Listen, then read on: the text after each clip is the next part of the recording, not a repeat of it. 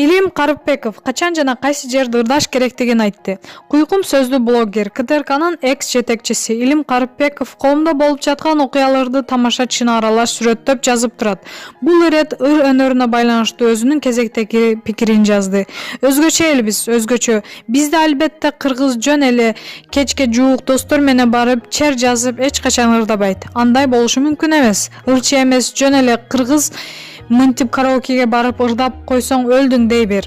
Анда эле сен же массың, арака тоюп алгансың, албетте КТРКнын акчасын баарын урдап алгансың, аэропортту жеп түгөткөнсүң. Максим Курманбекович Лондондон, Курманбек Салиевич Минсктен акча которуп турат. Көпкөнсүң, жыргал эле сеники. Өлдү дегенде эле совсем болбой калганда эле сен КТРКдан жумуштан кеткенден кийин стресс болуп ырдап жатасың. Анан сен ырдабаганда ким ырдамак эле, туурабы? Ырчы эмес, кыргыз качан ырдаш керек? Туп-туура. Кыңкылдап дааратканада, ваннада, тойдон кийин тоюп алып ырдаса анда болот деп тамаша жазды Илим Карыпбеков. Анын бул пикирин көрөрмандары кызы талкууга алышты. Маалымат булагы Аргумент Чекиткейжи. Гүлжайна Атаканова. Экинчи жолу турмуш куруп, экинчи жолу эне болгум келет. Материалдык абалыңыз турукташыптыр. Эми жеке жашоону жөнгө салууга убакыт келди го. Туура, жеке жашоо буга чейин жыйыштырылып турган. Күлүп, эми буйрукса талапкерлердин тизмесинен четинен карап баштайт окшойм. Буга чейинки тагдырымдан жакшы эле сабак алдым. Сүйүү үчүн далай жүрөгүм канады, ыйладым, оозум күйдү. Мага чын да күйгөн адам керек. Эгер ошондой адам табылса турмуш курууга макулмун.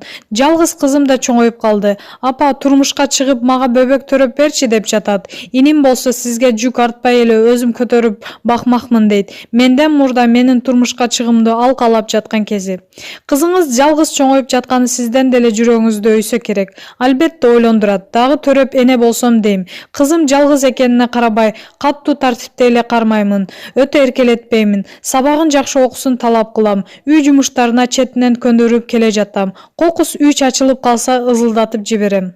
Инстаграм баракчаңызда Темирлан деген жигит менен түшкөн сүрөтүңүз көп. Досуңуз экенине көп ишенбесе керек.